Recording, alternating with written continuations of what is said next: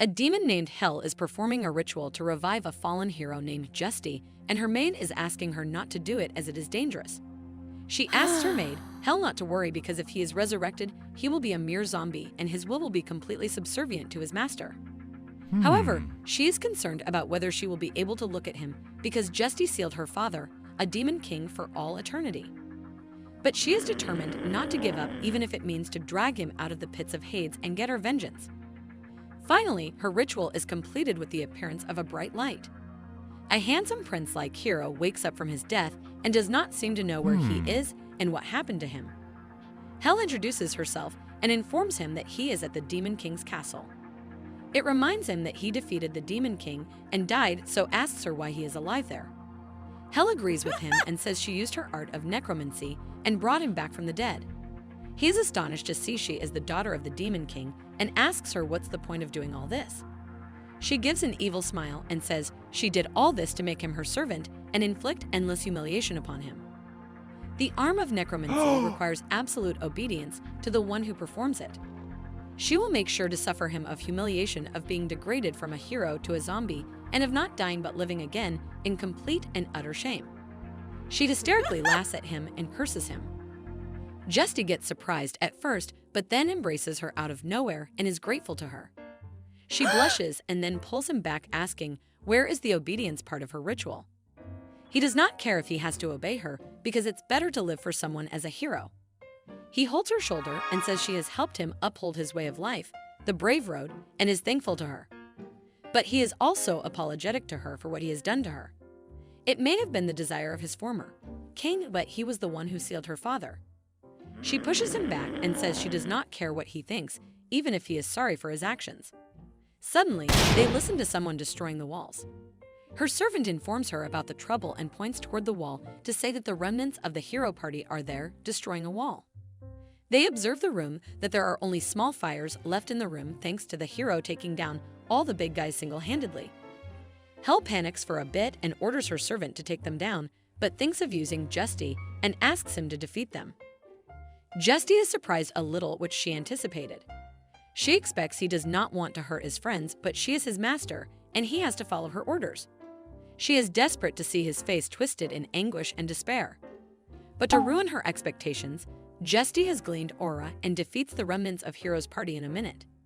They are also confused Justy was alive all this time, and if they are not his buddies. Looking at him beating his comrades, Hell stops him and asks him the reason. He was supposed to ask her while sobbing why he has to kill his comrades. Justy misunderstands her actions, that she is ignoring these intruders, and comes to the knees that she is a compassionate person.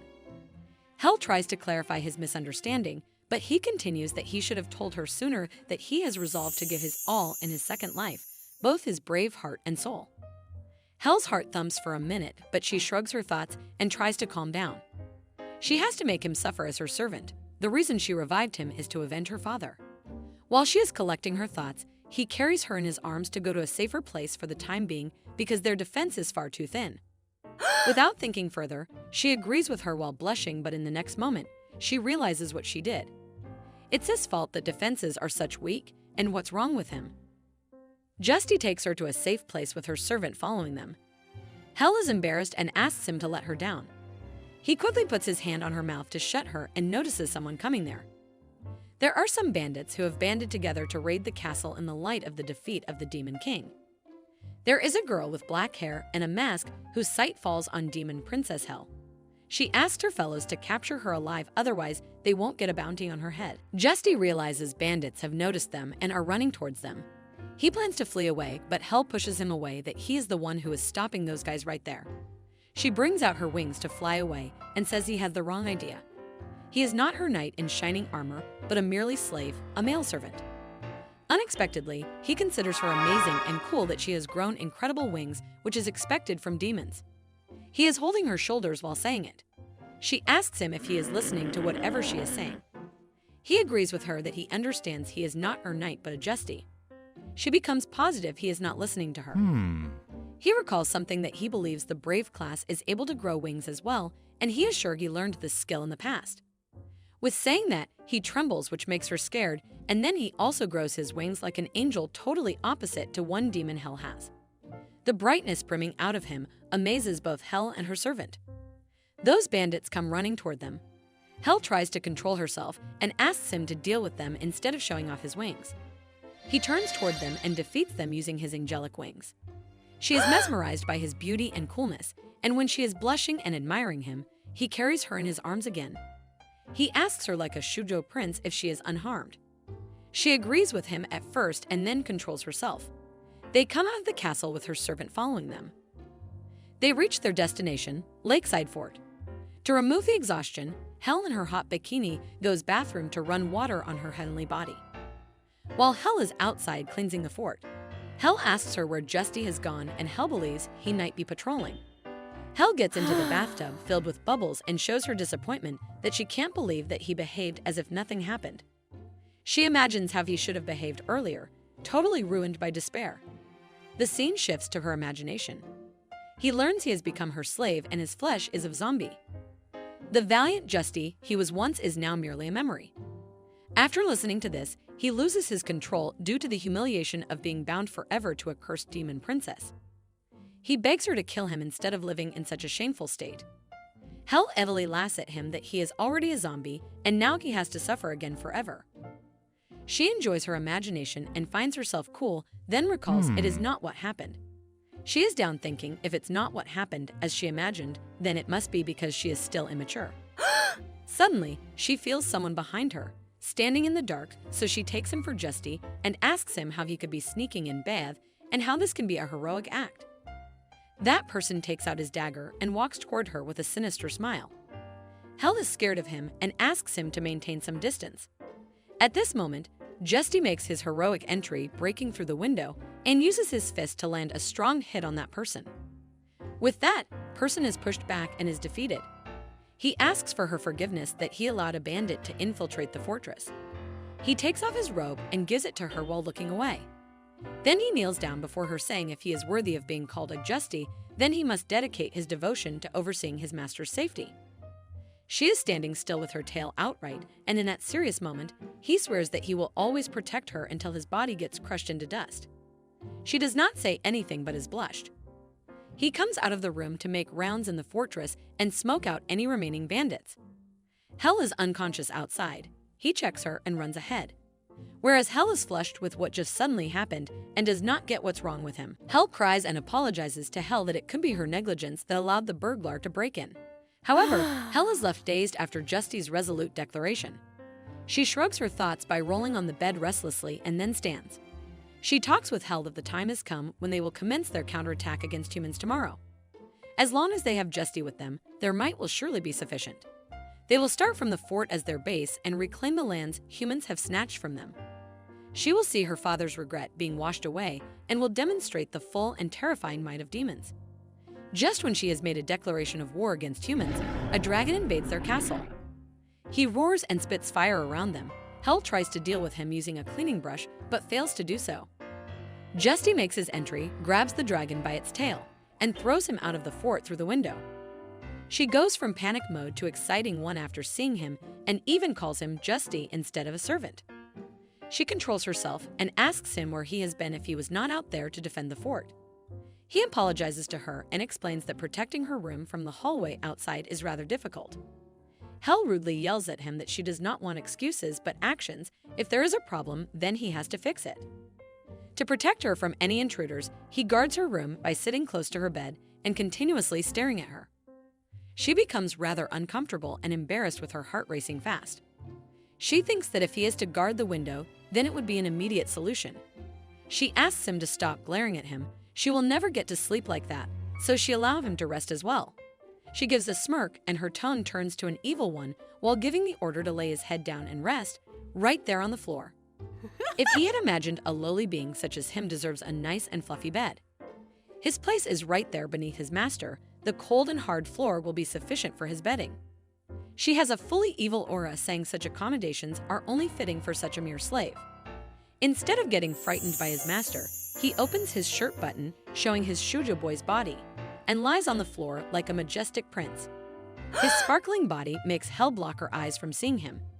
She is overwhelmed by his brilliant shine. He thanks her for this because the only option his men and he had was to camp outdoors, so even being able to lay down with a roof over his head is more than he could ask for. Though it may only be to facilitate him as a bodyguard, he will readily accept her generosity. They both lie down with Hell on her bed and Justy on the floor. Hell is still flushing that Justy with his open shirt is just close to her bed. She says it would be better as she grants him his room to use, but then suddenly, a dragon breaks into the room through the window. He immediately gets up and blocks the dragon from moving, but the dragon and he are right above her when she is in her sleeping position. He refuses her and says that he should stay right here, and she also agrees with him subconsciously. It's morning when sleeping Hell is a sight for sore eyes. She opens her eyes and finds Justy working on the window. He greets her good morning and informs her that he has been fixing the window that Dragon destroyed yesterday. She is amazed he's fixing it like that, and if there is a thing which he can't do. Soon, her stomach growls due to hunger. She embarrassingly asks him if he is particularly good at cooking. He seems down and accepts it with embarrassment that he does not have confidence in his cooking skills. Hell is desperate to look at his despairing face and says he is good at carpentry, but shies from cooking, so she is about to roast him to make her a delicious breakfast. Hell barges into the room bringing breakfast. He thanks her for breakfast. Hell brings her stubbornness and asks him to make her dinner, whose menu item will be her absolute favorite dish, grilled great salamander tail. He is surprised and ensures if she is talking about a great salamander that exceeds 30 meters in length. She agrees with him that there are some that make their home in the mountains behind this fort. When they used to have festivals, she would have a force 300 strong capable of subjugating these salamanders, but because of someone in this room, she has no country, no soldiers, and tails to eat. He kneels down before her and apologizes to her. She makes a hot pose to look menacing and says him not to delay but to bring her salamander if he feels sorry for his actions. Justy seems off for some reason. Even Hell speaks in his defense that it would be dangerous and he can't go alone for hunting. But Hell does not care about him and asks her not to worry as he is already dead. Even if he finds his arms and legs get eaten, he won't die. 1 hour later, Justy serves them a grilled dish that amazes them with their jaws dropping. He apologizes to keep them waiting and asks them to enjoy their meal. Hell is severely enraged that it takes 300 soldiers a full night to take down just one of these monsters, and he took down one single-handedly in just 1 hour. She comes close to the dish and finds the fragrance of herbs and spices astonishing. She is surprised how he goes to make cooking such appetizing and mouth-watering. She drools over the dish and looks at Justy, who is glaring at him with confidence. She wants to try its taste and takes a bite that leaves her amazed with her eyes open. She delves into its taste with her naked body like everyone does in Food Wars. She starts eating it while admiring its taste and how it is pure happiness on a plate. Justy asks her if this dish is satisfying to her palate, but she is an arrogant lady. She stands and disrespects his dish, saying it doesn't work at all. The ingredients are of fine quality, but the preparation was wholly inadequate. He apologizes to her and pulls over the dish, saying that he will hunt another salamander and prepare a more suitable meal at once. She gets shocked and begs him not to clear this dish. Justy does not want to serve something that does not meet her standards. Hell, however, is down bad to eat that dish and says her earlier assessment was a little too harsh. Justy starts laughing and considers her truly kind to try and spare his feelings. But he has sworn his allegiance to her, so he must redouble his efforts and prepare a perfect plate. Hell's eyes are in tears and tries to make him understand that it is not what she meant. Meanwhile, we see the king sitting in his crowned chair and remnants of the Justy party kneeling after him. He was reported at first that Hero had perished in sealing the Demon King, but now he receives a report regarding Justy that he has defected and joined the Demon King's forces. Even he was the one who beat them in the castle back there. King is shocked and does not want to overlook this critical matter, so he decides to send an investigation team to look into this matter. A cutie pie priestess seems to be eavesdropping on it and gets excited that Justy is still but he has defected. She is worried, so she also plans to go and see about this as well. Hell and Justy are around a table with a map placed on it. Hell plans to mobilize her forces. Her father's vassals are scattered around the world, and she will need their cooperation if she wants to regain ground and Justy's power. Justy is looking over the map and making plans, but suddenly he becomes still in a crypt position. He starts shivering because a bug has made its way onto his back and it's tickling him. She worries at first but gasps that he is a foolish guy. Justy apologizes to her and informs her embarrassingly that he can't reach his hands at that spot. Hell turns into her evil demonic form due to her incredible idea. She brings out a bat out of nowhere and releases it into the back of the shirt. He becomes so uncomfortable and irritated, but she enjoys the scene. At long last, she has given him a pure torment to her father's archenemy, and now a cursed Justy is writhing in agony right at her feet. Justy is on the ground with his back upward. The bug and bat are causing high tickling that has caused his face to turn red. He turns to her and calls her name while being a red tomato prince. She also turns red and covers her face. She thinks about the situation that she is just tickling him and not seeing her father's vengeance at all. She grabs the spider from his back and is embarrassed a lot. Justy also rises and pulls a pen with a feather while walking towards her. He corners her by smashing his hand on the wall, and they look at each other as if they are a shoujo romantic couple. He considers what she did was a joke and wants to pay her back. He tickles her back a little with that feather pen, and she resists him. He comes close to her and continues to tickle, but this time, she becomes unable to resist and ends up submitting to her. And as always, she fails to triumph over him. They both are across the table. Hell is worried about how they should put together their counteroffensive. If only they had one of her father's vassals, then there would have been some solution. Just as she has said it, Hell comes with breaking news. She has received the words that one of her father's vassals, Amor, just recently arrived in the nearby town of Guilty. She has heard he leads the forces of the demon army against the kingdom army for many years. He is a blue Justy of the demons. Hell panics a little after something, but she does not want to concern about it. She becomes enthusiastic and is eager to get allies as soon as possible. She is even willing to go scout the town of Guilties, but Hell worryingly informs her that the road to Guilties is filled with horrors. The sky is thick with fog, so they can't fly there, and the path itself is crawling with poisonous plants and monsters. If they do not have access to the healing magic, breakthroughs will likely be impossible. Hell refuses her, saying they do not need to worry about it because they have an undying Justy. Justy is horrified to hear about poisonous plants. It's another plan of Hell. Poison is the natural enemy of humans, and he will suffer in agony until death takes him, but she has cursed him immortality. His suffering will continue without end as he acts as her vanguard. She again is surrounded by evil thoughts and aura. She is going to give her father a show that he will never forget. They walk down the path to Guilties. Poisonous plants come in their way, which Justy takes down easily with his kicks and shots. She appreciates him and does not let him take a break, saying there are still monsters ahead in their path, so there would not be a time to recover. Our prince, with a glittering smile, asks her to leave it to him, which also melts her heart. He goes ahead into the deadly path. Hell wonders and asks Hell how anyone can be this brave to face the poisonous hellscape. He moves ahead and defeats the monsters easily, paving a smooth way for his lady. He is not even scathed yet, has silky, glossy, shiny skin, which makes them envious of him. Suddenly, a deadly monster plant appears for attack. Hell informs them that it's one of the dangerous monsters of the forest, a poison lily. It releases a poisonous gas that is lethal and kills anyone instantly. When it is about to release gas, Justy appears before the girls and takes the gas attack on himself. He withstands the attack, and in return, he lands a direct, strong hit on those plants. With this, those plants get blasted, including Justy, without leaving any trace. Hell cannot see Justy around her and starts to cry that he was supposed to be immortal and she had not done anything yet for him. Out of nowhere, Justy comes out from her underneath and carries her into his arms. He excitedly tells her that he felt incredible strength in that poisonous gas and he was able to defeat that monster in one blow, even though he does not grasp the reason. Hell understands the situation, that he is undead. Poisonous does not kill him but becomes a source of his restoring strength. Meanwhile, the fog also is cleared from the sky. He grows his wings and flies into the sky. Hell is grasping his collar and her heart is throbbing while looking at his sprinkling face.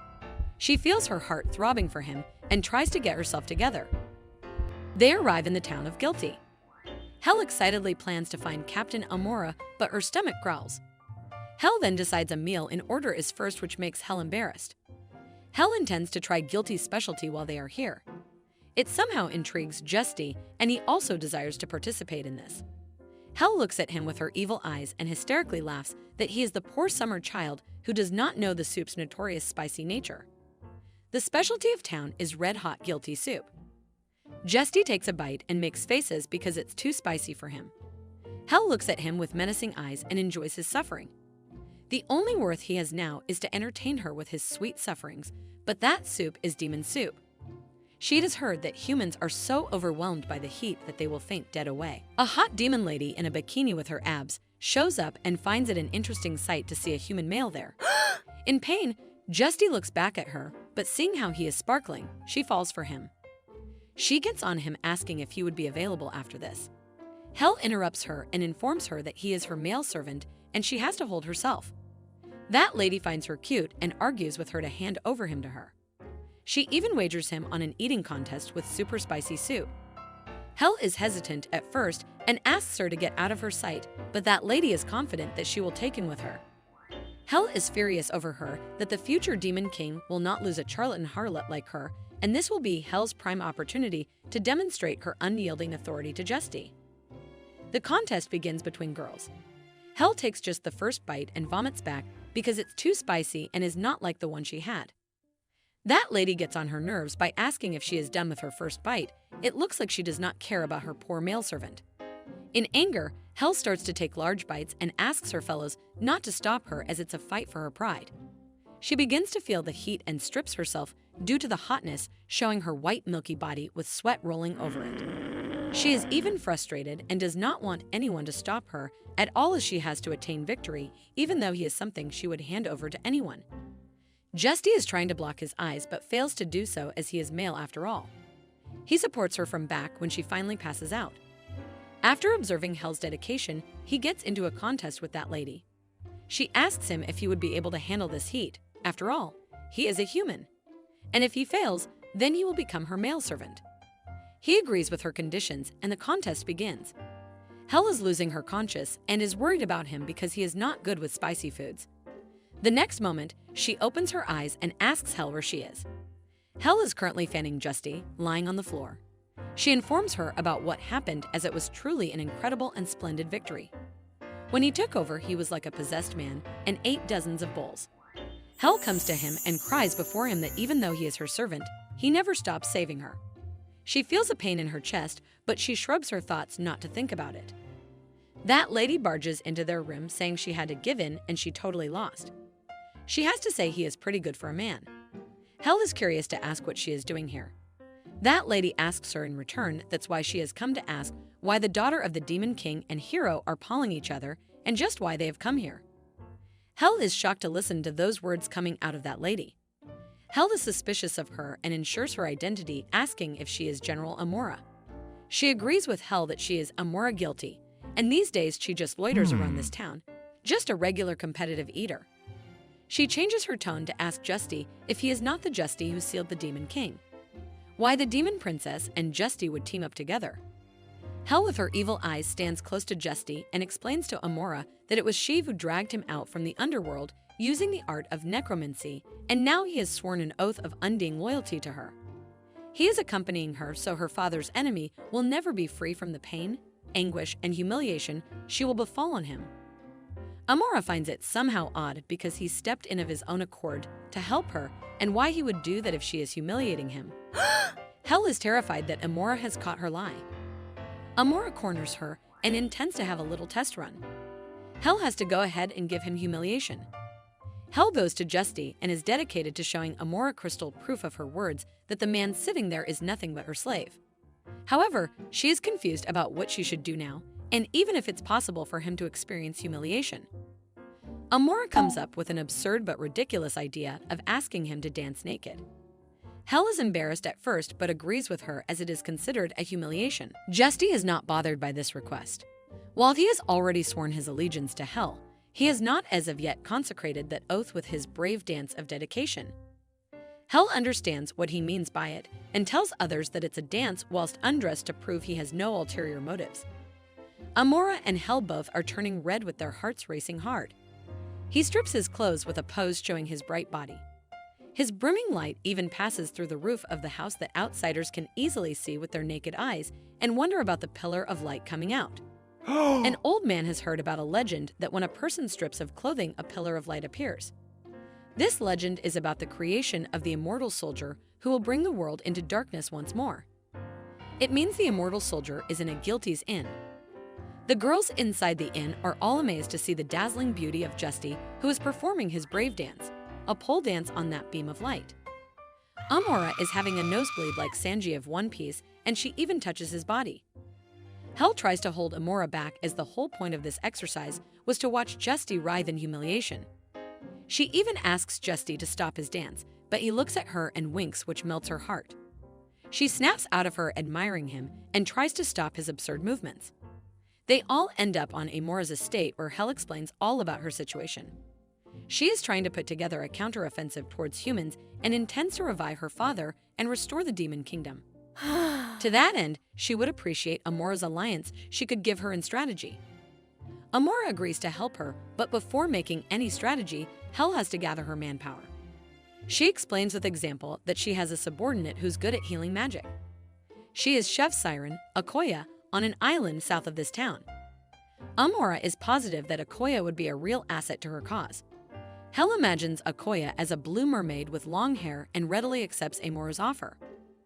Luckily, Amora has a business that way, so she plans to get equipment and other stuff from the town, together with Justy, and asks Hell to stay back to watch the house.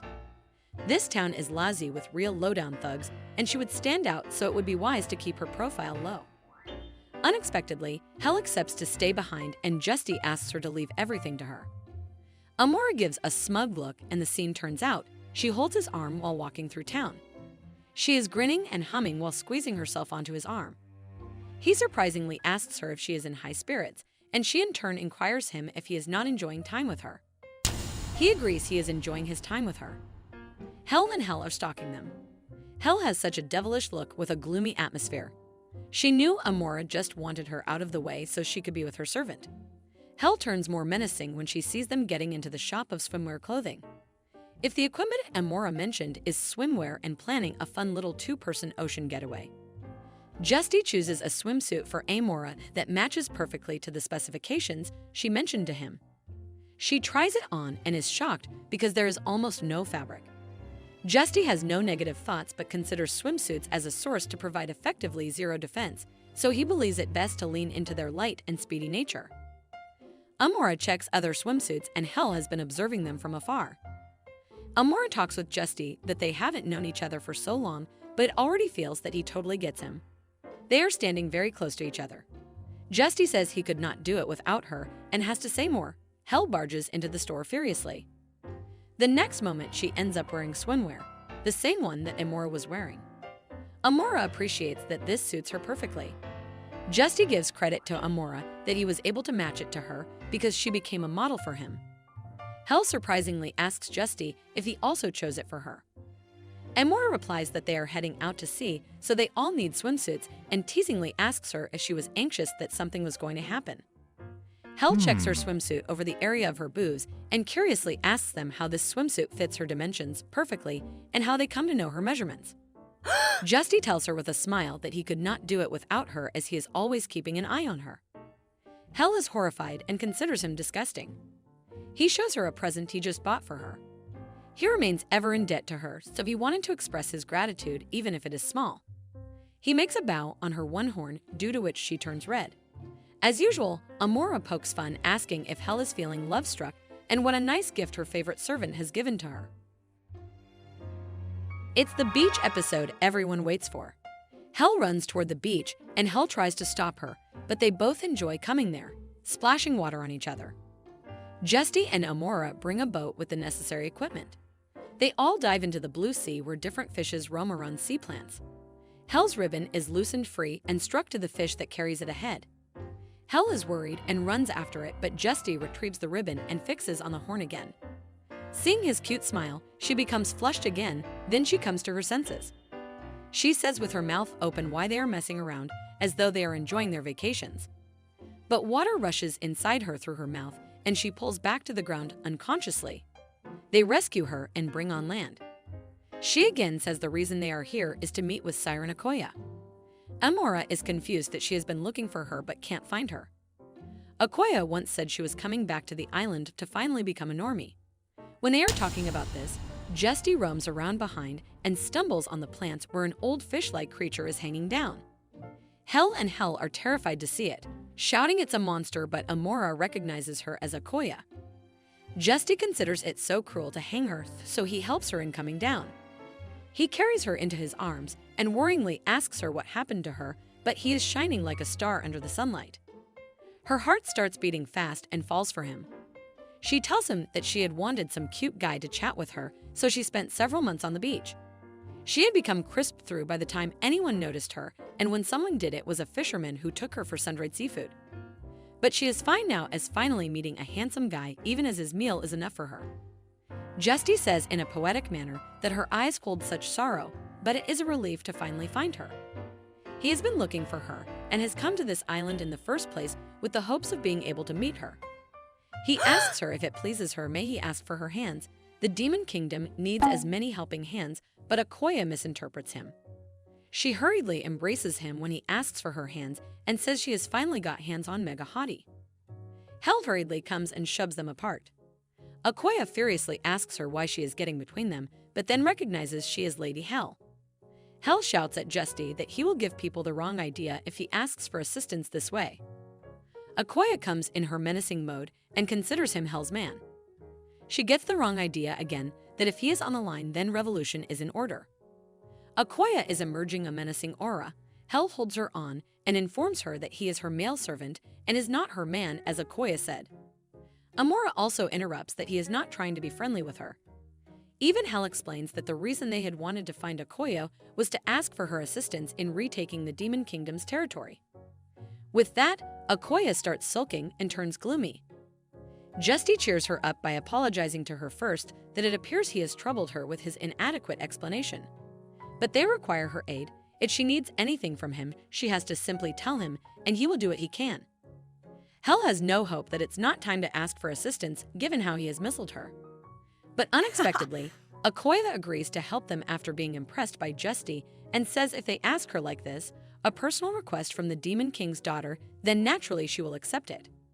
Hell is so pleased and excited that they have healing magic in their hands now, but turns out, Akoya is not able to use healing magic. She explains that her hardships have drained her completely down to the last drop of her magic. There are ways to recover magic. One of the quickest ways is to submerge herself in Mana Mountain, and the nearest one is inside of a cave located alongside a coast. However, the way there is quite precarious and filled with monsters. They make their way to the entrance of the island's coastline temple. They come inside and move on the path. It was originally holy siren ground, so it's very difficult for people with legs to traverse. Everyone except is walking, and Akoya is swimming. As the way is hard, Justy grabs Hell's hand, which also stirs her feelings. An octopus appears in the water and strangles Akoya with its large tentacles. Justy goes to rescue her, but at the back, the octopus strangles Hell and takes her into the cave deep inside. We see Hell getting deep into the water and thinking about her past with Justy. She dragged Justy's soul from the pits of Hades and made him her servant, so as to pay him back in full for the sufferings he inflicted on her father in sealing him away. Yet he is always swaying her heart and conviction. She needs to take pride in who she is, the demon princess. Suddenly, she comes into consciousness and sees Justy right after her in a pose kissing her lips. She asks him what he is doing, and he replies that he was doing mouth-to-mouth resuscitation. She further inquires if he made contact with her, and he tells her that he was about to begin. She gets flushed and her brain turns off, wondering if he was going to kiss her. She again faints back, and Justy plans to give resuscitation again. Meanwhile, the priestess attacks the lakeside fort in a very menacing way. She threatens that the last remnants of demons must have seduced the Justy, so they have to quietly release him, otherwise she will purify each of them with her God-given authority. It's the time of hot bath. All the girls in their swimsuits are in the bath, and they all feel refreshed except Hell. Hell talks with Hell that they will be soaked at this rate, as they were on the beach at first and are now in a water bath. Hell does not seem as excited as others and looks at Justy, who gives her a smile. She blushes and dives into the water. Hell and the others come back on the boat, and on the way, Hell is still down thinking about what's wrong with her. She keeps finding herself out of all sorts. Suddenly, Hell alerts her about the fort that is burnt to pieces. She is shocked at what happened to Fort whilst they were away. They see that Priestess standing outside the fort with her weapons. Justy immediately recognizes her and flies towards her. He grabs her arms, carrying a weapon, and here her name is introduced as Priestess Glorious White. She hugs him with tears in her eyes because she can't believe he is still alive. Hell also flies there and surprisingly asks Justy who this woman is. Glories attacks her with a weapon that she dodges. Justy restrains her from attacking. Although Hell is a demon right now, she is his master and someone precious to him. Glories pushes him back and says he has lost his senses and is being manipulated by Hell. Hey! Justy shouts at her to think what she wants, but he has sworn his allegiance to Hell and has sworn to guard with his life. He is protecting Hell while she is hiding behind him. She is amazed by his words like she is precious to him and he will protect her with his life. Glories finally understands what he means and she is already too late. She is sad but is resigned to doing what she must. Yesterday's allies are today's bitter enemies. Justy swears again that he will protect Hell. He will repeat saying it as many times as it takes. She saved his soul, she is his salvation, she is his hope, and has to say more. Hell gets embarrassed and stands ahead of him that she does not need his pitiful protection. She looks at Glories and freezes to see a powerful aura around her. She regrets that she let herself get carried away. Glories seems no less than a monster, and if she fights then she will be obliterated. Glories walks ahead, and the surprising words come out of the mouth that Hell is so cute. But she then gets embarrassed by her words. Amora ensures it from Hell if she heard right that Glories called Hell cute. Glories listens to this and throws her spiky weapon to attack them. She considers it a trick and does not want to lose her conviction as she is standing after a detestable demon. She looks at Hell again and her heart throbs from chest pain. Amora is getting confident about what she heard and says it loudly. Glories is about to hit her again, but Justy stops her and makes her understand the current situation. It's true Hell is the demon, a demon princess, but she was the one who called him back to this world and gave him a second chance. God's blessing extends to those who are held dear. It is one of the teachings of her church. So he must take the path he believes in even if it turns her into her enemy. He has sworn loyalty to her and is committed to dedicating his body and soul to her entirely. Hell is bashful and argues with Justy if he is doing it purposely, giving wrong ideas to others. Justy is a dumbass and asks her dumb question in return if he is somehow giving the wrong impression that he is not fully and eternally devoted to her. Glories loses her conviction and says it's enough for today and walks opposite side.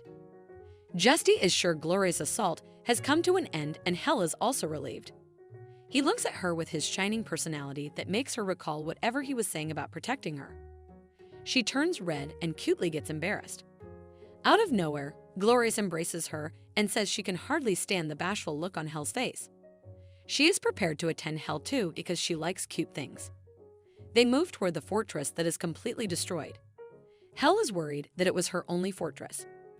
Glories says demons are her natural enemies, so demolishing their hideout is her duty, but her heart melts when she sees Hell with tears in her eyes. She hugs Hell that she looks very cute while crying and apologizes to her for doing this. Akoya is also there. Amora is relieved that they have got a handful of allies, so if they should start their march. Glories forbids them and advises them to find a place to hide. She had accompanied the survey corps on her way here, so they were assuredly en route to this location. Hell is shocked to listen to this because she has heard horrendous stories about the survey corps. They are the ones who exterminate every living soul in the demon villages. Even humans fear their inclinations. Justy also agrees and continues that some of them even can best him. All the girls are horrified to listen to this because if Justy can't stand, then they all will be killed. Glories shares her opinion that the corpse would be perfectly right to subjugate everyone, including her, as she has sworn allegiance to her, so she recommends them to hide even for once. Hell knows a location if they want to hide. She takes them to the Demon Royal Valley. She heard about this place a long time ago from her father. She does not know the details, but it's some sort of royal sanctuary for the Demon Royal family. Akoya is excited because she has never been to the dungeon and hopes to find some fine men adventurers there. They look at her and surprisingly inquire that she is standing on her legs now. She makes a hot pose and tells them that Mana Spring has maximized her energy so she can magic up some legs now. Justy comes to her and is relieved that she can come to land without any issue. She holds his arm and goes near the entrance that she will go anywhere with him. She thinks it is a smart move to move in pairs as it's dark inside. But as they get close to the door, a hand in white energy comes out of the dungeon and grabs Akoya to drag her inside. She makes some awful moaning noises. Justy and others decide to go in and help Akoya, but Hell is not energetic and greets them with good luck. Amora holds her hand to pull forward and asks what's wrong with her if she does not plan to rescue Akoya. Hell did not mean it, but she is scared. Everyone saw it was a ghost. She is shivering due to fear. Amora gasps that Hell is master of necromancy, but still she is scared. Hell proudly explains that it is natural for a demon princess to use the art of necromancy, and Justy is the prime example of her art. Amora considers spirits equal to ghosts, but Hell clarifies that spirits and ghosts are nothing alike. Hell adds her point that Hell has always been terrified of ghosts to the point that her personality shifts dramatically. Amora is still confused about how spirits and ghosts are different. Justy speaks in Hell's defense that she is a necromancer and is afraid of ghosts, which means these things must be different, which is self-evident. Hell is glad that he truly understands her. Her cuteness attracts Glorious again, but Hell immediately looks at her, prior to Glorious doing something. Glorious shares her opinion that this place appears to be a demon mausoleum, and she senses powerful beings inside. She believes these are spirits rather than ghosts. She is a priest, and this is her specialty to know the difference. Hell cutely asks her with puppy eyes if she can believe her. Glorious hugs again passionately and says that originally they should have been enemies, but Hell is special and she can completely trust Glorious. Hell enters the cave holding Glorious, and some cute small ghosts appear first. Glorious deals with them easily using her holy light weapon, and the ghostlings disappear. Glorious says that was quite frightening. It seems they were ghosts rather than spirits. Hell is sulking and shivering due to fear and calls Glorious a liar. This cuteness is so electrifying to Glorious that she falls to the ground. Justy looks after Hell and the other girls move ahead, forgetting to help Akoya. They go deep into the dungeon where they can hear ghosts goofing around. Hell is walking with Justy's support. She has low energy and does not get why there are ghosts in this place. Justy grips her hands and asks her not to worry. His loyal servant will protect her without fail. He is sparkling like a superhero. She seems pleased while blushing, but seeing Amora and Hell shipping them, she pushes away from Justy. She becomes serious that she is the demon princess and she will overcome the pathetic ghost. But she throws herself on Justy again when she listens to ghosts. It's Akoya talking with someone and getting surprised to see many men. Justy assumes that these men could be Survey Corps. Glorious is positive that it can be Survey Corps, and they are likely to sniff out the dungeon of this caliber immediately. It triggers Hell's anger because she takes belittling this dungeon as disrespect toward her lineage-honored sanctuary. Glorious is so mesmerized by her angry personality that the way Hell puffs herself up to try hard to be intimidating is so cute. Hell is flushed in a cute way. Amora jumps on the male sculptures and checks their bodies. She drools over them and plans to make them her subordinates. First, she was pissing Hell off, but then it makes her shocked because Amora does not seem to be in her senses. Several mini-ghosts surround her. She is terrified, but does not want to cower in fear. After all, she is the demon princess and the leader of the Demon Kingdom restoration effort. She prepares her arms to fight. She cannot be under Justy's protection all the time, otherwise Kingdom's restoration is a naive dream if she can't take down near ghosts. She makes a pose, but a ghost appears after her, and in the next moment, she ends up in a dark place alone. She is alone in this place and is shivering due to fear because it's those ghosts doing. She misses Justy and says him to save her. Out of nowhere, he appears in the air and defeats those ghosts using his skill. He runs towards her and she hugs him passionately. She considers herself pathetic. For all of her talk of restoring the Demon Kingdom, she is wholly incompetent. He calms her down that she has to rely on him as she needs to. His body has always been an extension of her will, and he has resolved to stay by her side for as long as he draws her breath. She is embarrassed and asks him not to say such a thing outright. The other girls are standing behind them. Amora teases her that they have heard the whole conversation as they have been here a bit ago. They saw all that illusion trickery ghosts had cast on her, and it went away when Justy had obliterated those ghosts. These girls are grinning that they have watched the entire series of events, and especially the last exercise was a sight to behold. Hell becomes red and flustered that she starts running alone. Meanwhile, Akoya is clinging to sculptures and is getting her fill of personal harem. They enter a hall that is clean and sparkling with elegant furniture. Hell informs that it's the entertainment area, and it's where demon royalty would demonstrate their hospitality by providing meals and such. Hell comes up with the idea and imagines providing a meal to all of them as a token of gratitude. After this, she asks them to go ahead and relax. Meanwhile, she will be preparing a proper feat as a demon princess. Hell is pleased and asks her lady if she can cook. Hell drags her into the kitchen for an emergency meeting. In a panic, she asks Hell to give her a simple and delicious recipe she can use at once. The whole point is for her to cook, and her authority is at stake. She must use this chance to remove the stigma that her unsightly reaction to the ghost has branded on her. Hell understands her reason and takes responsibility. Hell proudly presents her handmade curry to all worms. Hell has shown her this recipe because curry is effectively impossible to mess up with.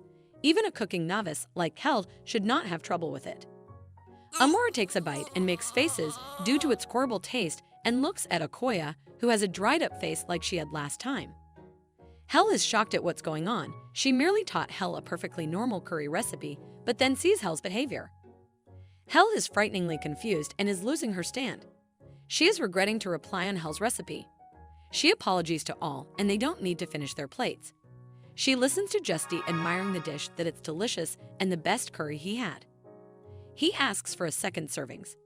Hell does not want him to force eat, but he is genuinely grateful to have it. She serves him another plate and is so charmed by him. He finishes his plate and comes out of the room with the excuse that he is full and is feeling drowsy. He staggers toward the outdoors. She feels first sorry for him that he is going out of his way for her, but then she recalls her vengeance. Visit him suffering has been her true goal from the beginning, and now she has taken vengeance for what he did. Justy's image appears before her, due to which she turns cutely gloomy and sulking.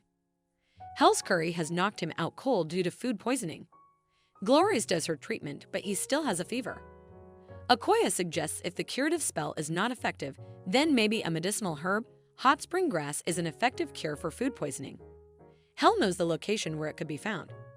She believes it had been cultivated deep underground for use by demon royalty. Hell asks them to leave it to her to gather herbs. Those girls look at her with suspicious eyes. She gets confused and says that a leader has to take care of her subordinates, and it was her fault. It brings sparkles to Justy's eyes that she would go that far for his sake. Her heart throbs and she runs to get herbs. Hell and Hell, with towels around their bodies, reach the floor 12 of the sanctuary. There is a healing spring, and that herb is kept in a cage beside it. There are instructions on a board that says one has to sit on the button in the pool for continuous 10 seconds. Hell just pops her leg into spring, but she pulls back her leg in a very hot way because the water is burning hot. Hell alerts her that the instructions say the water is 50 degrees Celsius. Hell understands it's a test of endurance, so she brims with energy that she should not have trouble conquering this trial. She again puts her leg in water but pulls back because it's not just hot but painful. She turns gloomy, thinking what she should do. Other girls also come there in their bikinis and want her to let them handle such things, as she is a delicate person. But it triggers her passion and she jumps into the water wholly. She sits on the button and asks them not to get in her way, as it's her fight. If such trifling matter is beyond her abilities, then unifying demonkind as the next in line for the throne will forever remain out of her reach. Finally, the cage is opened, freeing a delicate flower. She comes toward it and seems pleased but passes out due to pain. Later, she opens her eyes in bed and sees Justy sitting beside her. He was told she did everything in her power to fetch the hot spring plant purely for his sake. He thanks her while placing a soaked towel over her head. She is flushing and then wonders if she is the one being treated after all this. Hell and Glorious observe the scenarios at the lakeside fort using her crystal ball. The survey corps have already reached there and searching for them. Glorious does not find it right to go out of hiding anytime soon, but Hell is worried because her fellows have become more comfortable here, so they have been becoming useless. Amora is busy drinking like Zoro of One Piece, and Akoya has been reading adult men's stuff. When she is thinking what she should do, Hell informs her about the sudden appearance of some knight. He is a dark knight and can't believe it, it's Hell. He carries her like a baby and says he had sensed a disturbance within the demon royal sanctuary, so he came as soon as he could, but it turns out to be her. Justy is curious about who this knight is and learns from Hell that he is a dark knight who once served the demon royal family as well as Hell's caretaker for much of her youth. The title of knight is bestowed only to the best of the demon army, and he takes pride in that title. Dark Knight sees Hero and is shocked to see him here, asking what he is doing here. He guards Hell that he would use his power to torment onto King's sworn enemy. Hell panics for a while but then comes into her evil mode. She summoned him back to life just to torment him, so this development is quite favorable. Dark Knight hits him with different strikes, but each time he dodges them. Hell hysterically laughs that the Knight's power is incredible that Justy is struggling against him. Knight manages to hit Justy and makes him injured. Hell is frustrated over Justy why he is not fighting back and is dancing around Knight. She is contradicting her own thoughts. Knight activates his skill and creates a dark energy hurricane. Glorious is astounded to see this condensed energy and asks everyone to lower down. Knight throws this hurricane at Justy and renders him injured. Knight laughs at Justy that he is not but cowardly knave. Hell comes running towards him and asks why he is not fighting back. But Justy is a nice guy. He has been not fighting with the Knight because he heard the Knight was of some importance to Hell, so he cannot fight, and he could not bear to bring sorrow to her. Knight is grinning and proudly says he did not think that accursed Justy would be this weakling. He finds himself disappointed, so he intends to finish Justy for once and all. The situation turns somehow funny. Hell looks at the Knight and while crying asks him how dare he to hurt her hero. Knight is surprised at what's going on. She orders Justy to defeat the Knight with a special move for her. Justy uses his special move and defeats Knight in one strike. She proudly says to the Knight that her hero is quite strong as they say. She turns to Justy and they both smile like a shoujo couple. Glories and Akoya both are tending to Dark Knight, and it seems he is on the death door even though Justy pulled back just enough. Hell has been eavesdropping on them and regrets letting her temper get the better of her and ordering Justy to use his power. She is gloomy and sulking, but she tries to cheer herself that even as foul as her Knight's mouth is, she should not let these things bother her. However, she must be sure to truly apologize to him.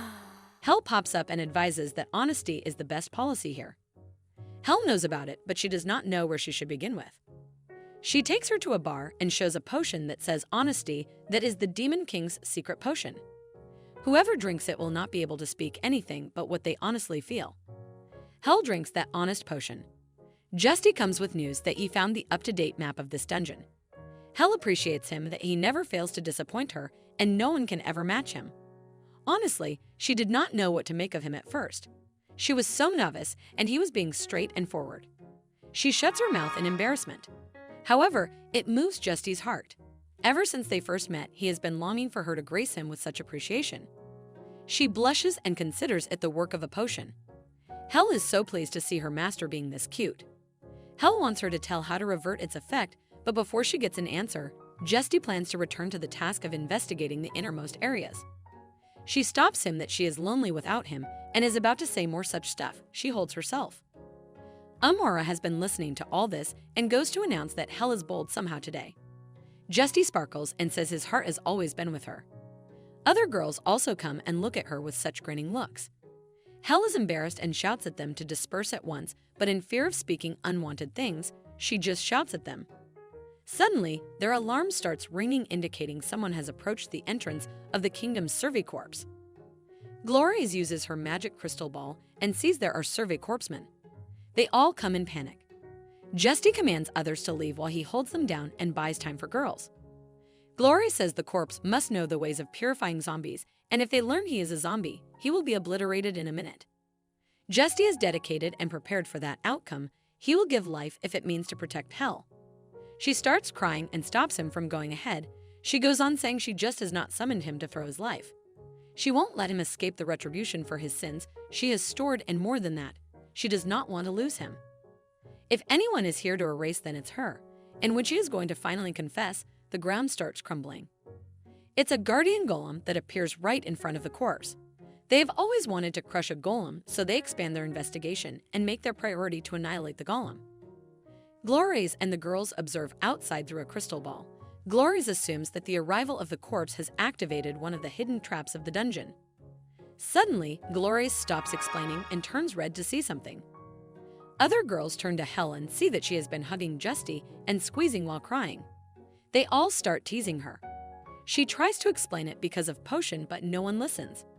She really dropped her pretenses and spoke with honesty, but the reason she drank the potion, to be honest with the Dark Knight, remains unfulfilled as he is left cold back. Dark Knight comes to his senses and Hell apologizes to him sincerely.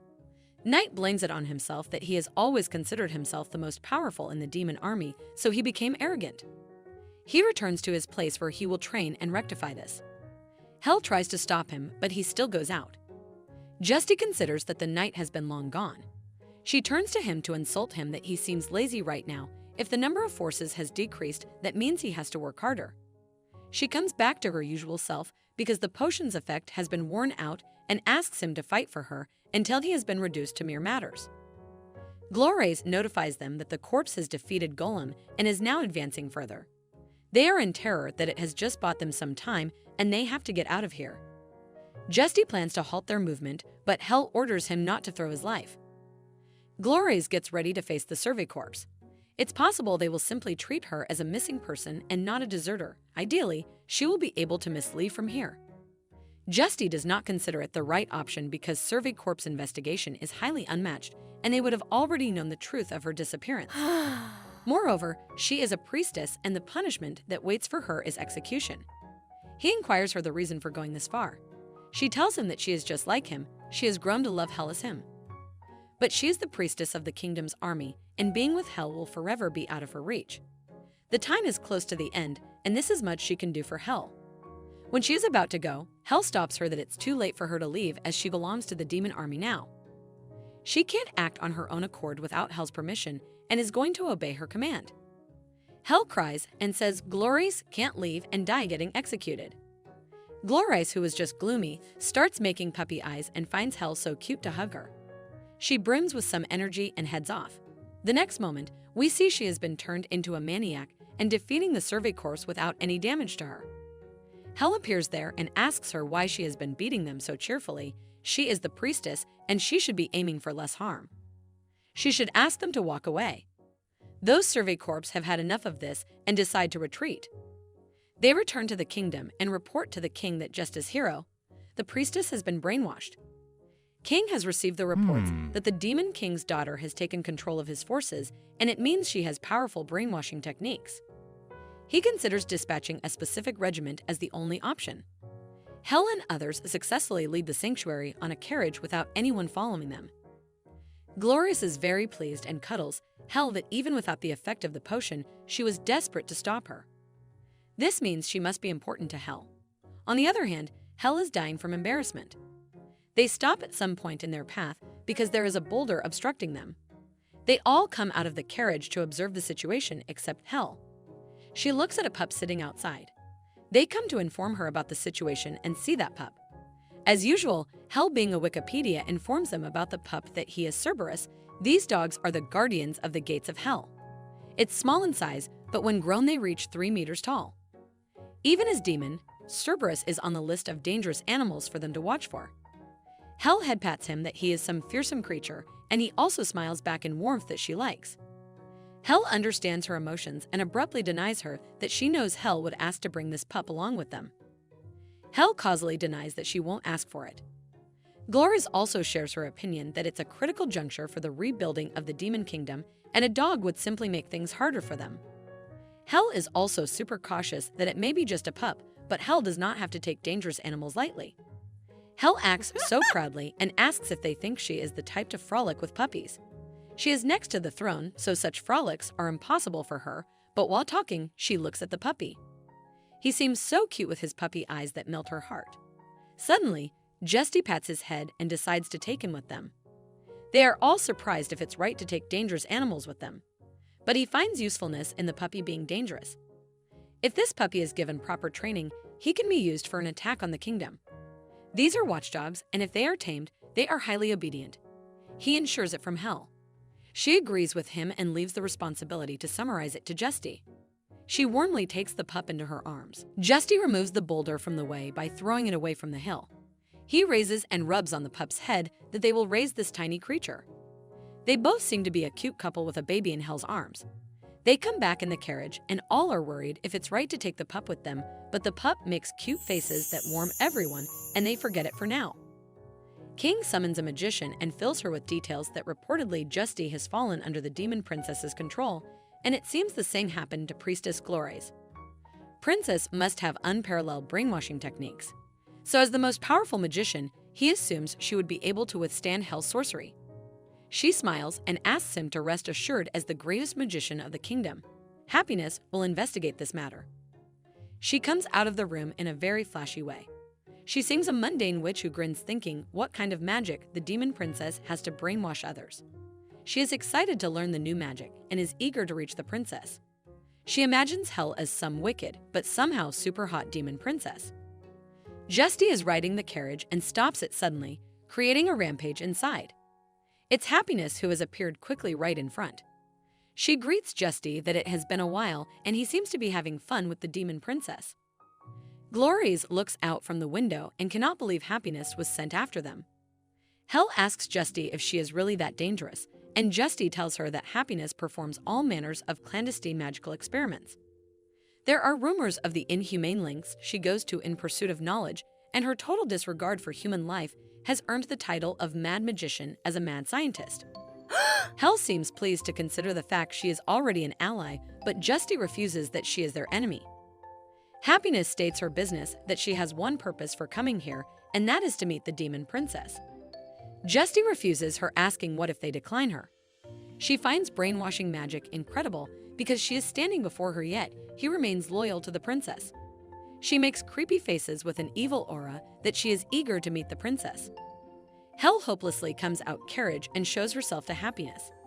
It's a critical step, but she has to somehow scout Happiness. Happiness seems disappointed and considering her a double body. She demands to bring out the real one. She is too small and cute and cannot match up with the biggest, baddest boss of demons, Demon Princess. Justy assures her that the cute madam is a demon princess. Glories also speaks and says the cute lady here is a demon princess. Happiness is left speechless on receiving witnesses. She turns so disappointed and points to Hell that this insanely cute little thing is supposed to be a demon princess who commands terrible brainwashing magic. Hell is flushed red and cutely says she is not getting from where Happiness is bringing this brainwashing stuff. Happiness throws a tantrum that it was not what she was told. She came in person to see that damn big and baddest demon princess. In addition, she looks at Hell's big jiggling boobs and compares them to her own boobs, which makes her more insane. She madly brings a ruckus and activates her magic skill, Time Wrap. With this, she exchanges the time of Justy according to Hell. After a blast, Hell finds her body as of adult, a typical hot lady, and Justy has turned into a cute little boy. Justy gladly says that he is a tiny person now. All the girls fall for him because he looks incredibly cute. Happiness shows her presence and asks them not to move from their spots. Now, Hell has grown into a big lady and seems a real deal now. She demands her to show some powerful magic as she is dying to taste some fearful magic of the demon princess. It makes Hell angry that she shouts at her to stop her babbling. But unexpectedly, some skulls pop out and attack on Happiness. Hell is surprised and excited, wondering if it was her power and if she has become fearsome. She runs to Justy, who cutely admires her that she is so cool. She evilly smirks that she can now give him the fright he deserves and demonstrate the untouchable majesty of a demon princess. She can't let this chance waste away. Happiness comes out of the pit while laughing that she is not half bad. It must be a high level of necromancy that sends shivers all down the spine, and it would be her first time using it. But she has memorized it. Glories tells them that Happiness is the magic prodigy in her own league, if even for once she can instantly memorize the magic spell that is used on her. She uses the same spell, asking for more powerful attacks from Hell, and if Hell cannot give it to her, then she can just die. This spell is more powerful than Hell's, and she throws it to her. A blast occurs, and upon its smoke's clearance, she sees Justy has blocked this attack by standing in front of Hell. He won't let her bully Hell. He asks her if she is all right, and swears he won't let anyone harm her. He turns to Happiness in anger that she is the bad lady there, and he won't let her lay a finger on Hell. Even Hell is in a woman's body form. Her heart throbs when he asks her not to worry. She sees Justy and Hell being lovey-dovey and cannot understand it, but she asks them to prepare themselves for her next move. Happiness terrifyingly is about to use her skill, but falls on the ground because her magic has been reduced. They capture her and bound her to a tree using a rope. Hell is still in her adult form and laughs at her that it's an unsightly end for her. She would have so much to tell them and should start from the kingdom's vulnerabilities. Happiness gives a smug reaction and does not intend to tell her anything. Hell is carrying a thorny slash and asks her not to take her lightly as she is the demon princess. Justy also arrives there in the meantime. Hell thinks of taking benefit of this opportunity and letting him see how devilish she can be. Justy cutely forbids her not to bully Happiness. Even though she is a bad lady, he can make her a nice lady. She is moved by how he is asking with his cute face and asks him what he is carrying in his hands. He tells her that it's a magic bleach that can purify Happiness's evil heart. It's Hero's purification skill that can make anything sparkling clean. Some drops of bleach fall into the lake water, and in seconds, fish and alligators turn into bones but sparkle bright shine. He goes, taking this bottle to Happiness to have it, but Hell stops her because it has cleaned the monster in water down to the bone. Happiness takes this chance and summons her a witch brush as some of her magic has returned. She rides over it to get back and tells Hell that she is really intriguing. She has magic potential, but it's untapped. After saying it, she flies away, and the couple returns to their original form. Hell is horrified that she has returned to her normal form. She was cool back then, but Justy is pleased and holds her hands that he can protect her in this form rather than her tiny form. She blushes and embarrassingly says she can protect herself. Glorious tends to the leg of the horse. She has fixed the injury, but this horse is quite old and can't take much more. Hell decide to fasten the horse and let her rest. The elderly must be given the care they need. But it will be too late for them. Amora is starving, but Akoya has turned into her dried fish form. They have to get to the next town so she can be submerged in water. They will need to replace their horse first. She smirks and has already a perfect candidate in line. She makes Justy responsible for riding the cart. She imagines him getting shocked and herself hysterically laughing at him that he has to pull her in shame. She will see him regretting ever being brought from the dead. But ruining her expectations, he energetically makes a setup to pull the cart. She slams on the cart's wall thinking if it's him, he would be eager even to pull the cart. While he is energetically pulling the carriage, Hell is riding the cart. She looks at him and observes him having fun, but does not delve into her lovely thoughts. The point of her exercise was to torment him. They come across some villagers where she feels embarrassed to have an audience of villagers. She can hear them talking about her that she is getting a boy to pull a cart for her. Even if she is human, that's such a despicable act and it leaves her embarrassed. Justy asks her not to worry about it. He is more than happy to labor for her, and serving her is all he would wish for her. She calms down but doesn't want him to cheer her up. Hell informs her from the back of the carriage that Akoya is in critical condition and her breath is gasping. Justy's one eye burns in flare and he grows his wings. He flies like an angel, spreading his feathers, and it mesmerizes her. They are on the edge of the cliff and he takes them down to the cliff. They fall from a cliff, but he manages to fly the carriage too. He apologizes to her that it took him time to cast a float spell on the carriage. Hell was so scared due to the downfall, so she is about to get angry on him, but he appreciates her that she has not lost her composure and she does not seem exhausted. She makes a fake smile and arrogantly says he is talking about the demon princess after all. Soon, a flock of migrating salamanders follow them and pose a great problem. To avoid them, Justy increases his speed to move ahead and make his way clear. This high-speed movement has caused her nausea. Justy is concerned about her, so she shifts his attention by saying it may not be a problem for her, but what about the ones who are in the carriage? They all sneak out their heads and seem to be enjoying this ride. However, Akoya is still in bad condition, and they are in a race against time. Justy decides to ignore any obstacle and simply fly there dead straight. Hell agrees with this plan, but he goes ahead with his full potential that she is holding her breath and making a cute face. He asks her if she is all right, but her ego does not allow her to decline him and thumbs up, showing she is fine. They finally end up reaching the nearby town but land drastically on the ground, breaking the carriage. Hell has been feeling fuzzy. She felt like her heart was going to burst out chest, and it is still thumping fast. She is angry over Justy to drag her master to the brink of death. She sees Justy has been soaking Akoya in the fountain with the hope she will come back to them. She opens her eyes and then energetically agrees to come with him anytime. Hell has been seeing him grinning, and instead of getting jealous, she feels satisfied that the whole drama was to save one of her allies. Her heart thumps hard and she does not get the reason. All girls except Hell take a bath and feel so refreshed because they have been cooped up in the carriage for days. Hell and Justy went to find a weapon shop some time ago. We see them roaming in the town, which is famous for its blacksmithing. An old bald man who looks like Pixis from Attack on Titan inquires Justy if the gear he is wearing is enough for him. Justy proudly agrees that it's not a problem for him. Hell grabs his hand worryingly and asks him what he means by he has no problem and how long he will fight with his bare hands. He cannot even beat the Survey Corps, and that's why they have been fleeing in a carriage after leaving the dungeon. She orders him to equip himself with something this instant. He becomes so pleased and cries with gratitude that she is even purchasing him a weapon. In order to repay this favor, he swears to protect her. He requests the shopkeeper for the finest armament he has, and she whispers to the shopkeeper to get him the finest and cheapest weapon. He brings out a strange, funny, Joker-like weapon. It's made with the finest materials, but it has been gathering dust due to embellishment. She is shocked that it's so tacky, and then gives an evil smile that it's a top-shelf weapon, but it's too tacky. She imagines him being made fun of by people around them. He requests her to exchange their weapons, but she declines him that he is a servant and that the weapon is according to her preference. In reality, some dudes hit on him and make fun of his sword. Hell is waiting for him to get embarrassed, but he points it to them and asks them to refrain from their babbling. This tool is for his beloved master, and he will not allow anyone to belittle it. Hell is disappointed by why he is not embarrassed and even calls her a beloved master.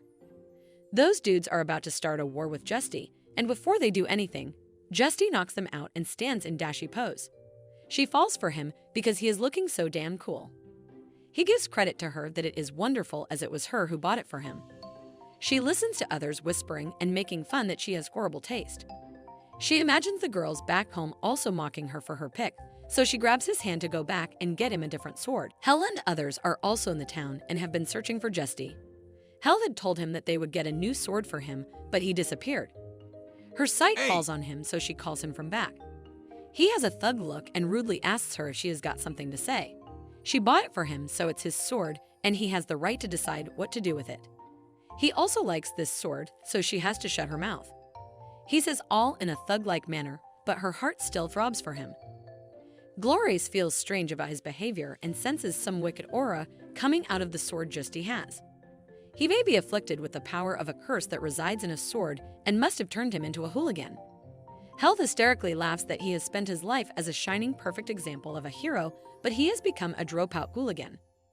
Those dudes who were knocked out by Justy appear there and notice Hell as the one who picked the sword for Justy. Being pinpointed out makes her embarrassed, so he calls them the uncouth delinquents who were defeated by the tacky sword. It triggers their anger, and one of them captures her to pay back with her body. Justy appears on the scene, knocks down the other person in a flash, and asks the other to take off his filthy hands from her. That person does not listen and threatens him that he is about to do something with her. Justy throws the knocked out person onto the other one and uses his magnificent skill to defeat them single-handedly. He scolds her to do exactly what he tells her. Then he slams on the wall, cornering her, and says he is here to protect her, so he does not want him to take one step away from her. Other girls have been observing him being this cool and feel that the curse should not be lifted out. Hell is worried that her demon army will become a hero's army at this rate. She goes back to the blacksmith and asks for the best weapon so she can defeat Justy. The blacksmith shows her a shining and elegant sword, the legendary hero's sword. It's the latest model that came just the other day, the hero Justy model that put an end to the Demon King. Hell is amazed that Justy is famous here. Hell asks her not to say a word about him. However, Hell continues that he is very strong and attractive, so why does she get irritated with him? It can be the reason that she feels embarrassed. Hell blushes and moves ahead. She bumps into Justy, who glares at her and aggressively asks her to watch where she is walking. He pokes her head and says he won't get her out of the problem next time. She throws off his hand and says him to watch his tone. He will not order her around. He has become quite mad ever since this curse has taken over him, so he must dispose of this sword. He scowls at her to say she was the one who gave him a sword, and what about the curse she is talking about? She trembles with frustration and turns other side, asking him to do whatever he wants to. Justy clicks his tongue after that. Amora and others are across the carriage, and the one in charge of repairing it demands gold because the pedestal and wheels have to be replaced. They decide to report it to Hell first if she has this much amount or not. They see Justy sitting over the pile of some defeated people. One of them brings the boss of their clan, who is furious over Justy that he has been making noise in his turf. Justy is enraged at this moment and has been beating those guys coming one after one. He defeats that boss in an instant too. Amora sees Hell and Hell are also here. She summons her close to her and points to Justy. He is beating those thugs one by one and yelling like he is transforming into Super Saiyan. He whacks the pile of people while saying he is bleeding worried, even though he was the one who swore to protect her. Hell is turning red out of embarrassment. Those girls give their own funny comments about his love for her and how it's cringing. When he is cursing and moping about why she does not rely on him, Hell realizes something. He asks him to stop as it's quite enough and he is an eyesore. She says cutely while blushing that she had not realized just how much he cared for her. She does not notice there is an audience around her who directly sees her face. They consider it her confession and gossip about it. She turns red and runs away out of embarrassment. Justy back there requests her to wait and not leave him alone.